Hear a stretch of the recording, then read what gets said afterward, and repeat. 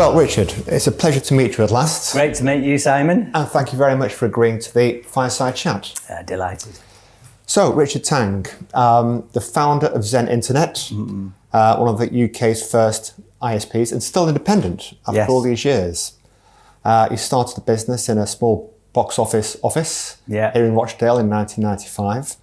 And now with turnover approaching $100 million and 500 staff. Yeah. But you're also very well known for a fairly unique philosophy of putting people first before the business. And when did that start and what triggered it? And what's been the impact on the growth and development of Zen?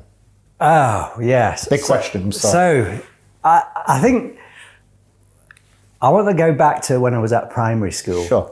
And because I don't know how old I would have been, 8, 9 maybe. There were we're in the mid-70s, images on the TV of famine in Africa. And I remember thinking to myself, what I need to do is build a big multinational company and save the third world from starvation. And it's an odd thought for an 8 or 9-year-old to have, but that thought sort of stuck in my mind as something. And then, as I went through university and into my career, that thought it sort of disappeared. In the early days of Zen, that thought was also, nowhere to be seen. Too hard. It was just, I need to spend every minute of every day just trying to get this business off the ground. When it started to get off the ground, I guess I thought, there was something in me that thought, I want to run this business in the right way, a people-focused way. I don't want to always be chasing money.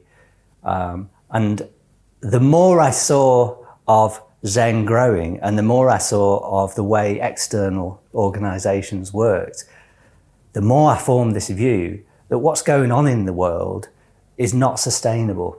We have a capitalist system which is structured to chase money. Big organizations have a duty to deliver return for shareholders. That's their ultimate purpose. So everyone that works within that system has a duty to work in that way. And we set up bonus structures to encourage that, which is, of course, great for the shareholders in the short term. But it leads to very short-term thinking. It leads to decisions that are not in the best interests of the well-being of people, and certainly not in the best interests of sustainability of the environment.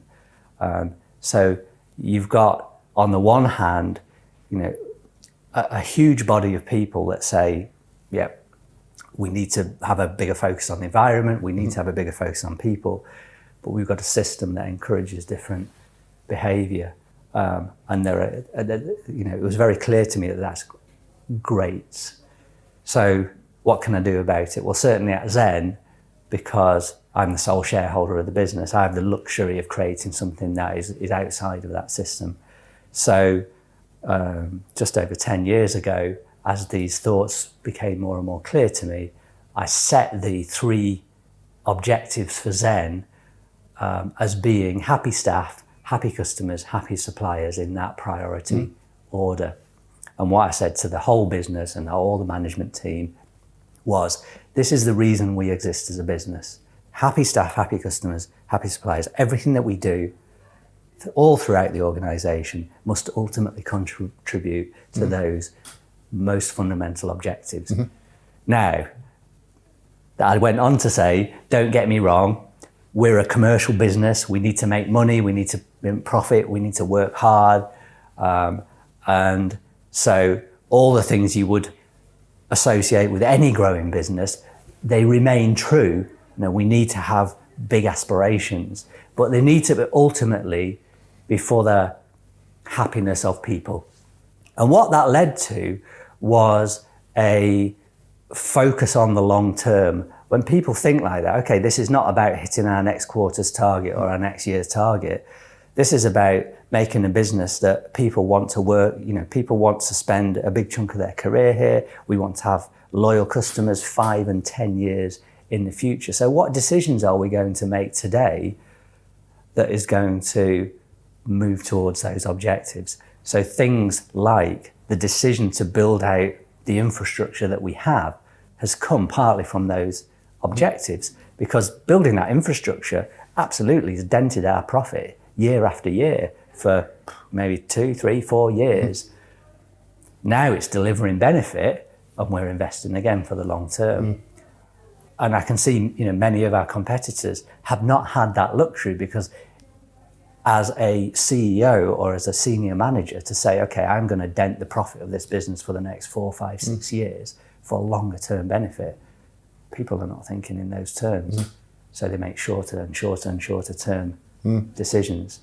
One of the analogies that I've used many times is the financial crisis 2008, which was driven by incredibly short-term thinking, fueled by enormous bonuses. And it nearly brought down the entire financial system of the world.